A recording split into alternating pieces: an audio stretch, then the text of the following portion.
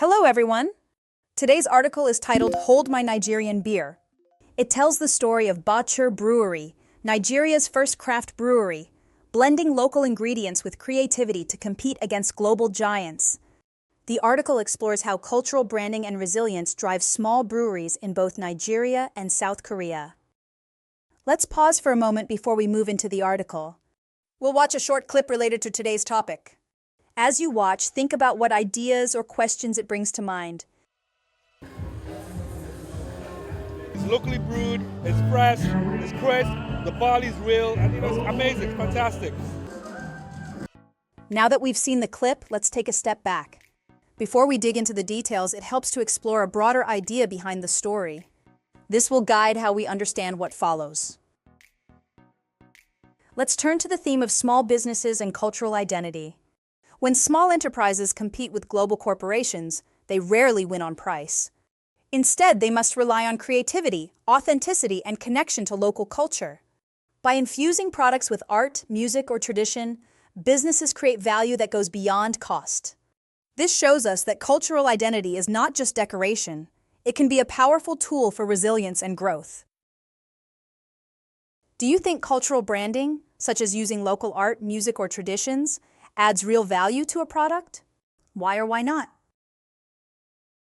Cultural branding can transform a product from a simple commodity into a meaningful experience.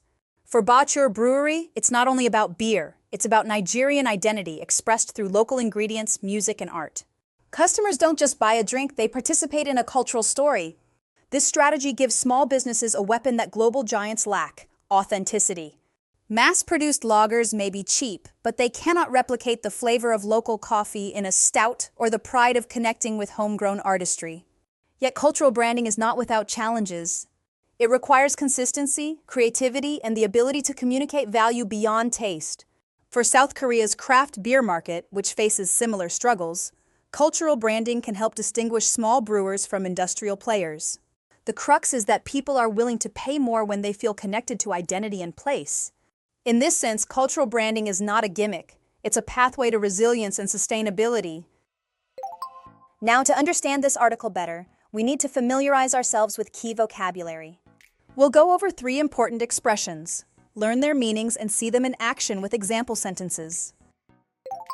Let's start with audacious. It means showing a willingness to take bold risks. In the article, Bachur's mission to challenge global beer giants is described as audacious. Here is an example. Starting a business in a saturated market was an audacious decision. Next, we have compelling. It describes something that strongly captures interest, attention, or admiration. In the article, Bachur's pitch to customers is described as compelling, fresh, local, and unique. Here is an example. Her speech was so compelling that the audience gave her a standing ovation. Finally, let's look at staying power. It means the ability to continue to be successful or popular over time. In the article, Bachur faces the challenge of building staying power in a market dominated by cheap lagers. Here is an example.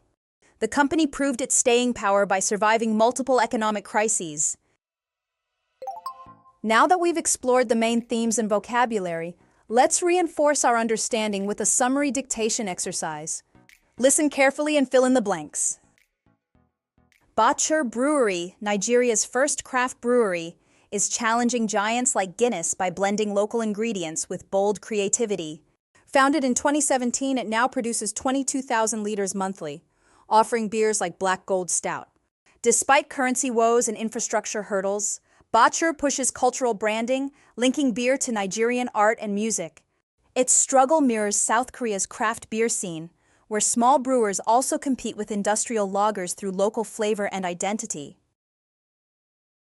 Let's check the answers and review what each word means.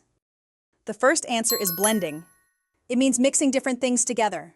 The second answer is ingredients. It refers to the components or parts used to make something. The third answer is bold. It describes something brave, confident, or creative. The fourth answer is woes. It means troubles, problems, or difficulties. The fifth answer is flavor. It refers to the distinctive taste of food or drink. Well done, everyone! We've explored how Bacher Brewery blends local ingredients, creativity, and culture to compete with global giants, and how this mirrors South Korea's own craft beer scene. This article shows us that local identity can be a source of strength and innovation. So here's a question to reflect on. What strategies could help small breweries compete with large global beer companies in the future? We'll revisit this in our next review session. Until then, keep reflecting and take care.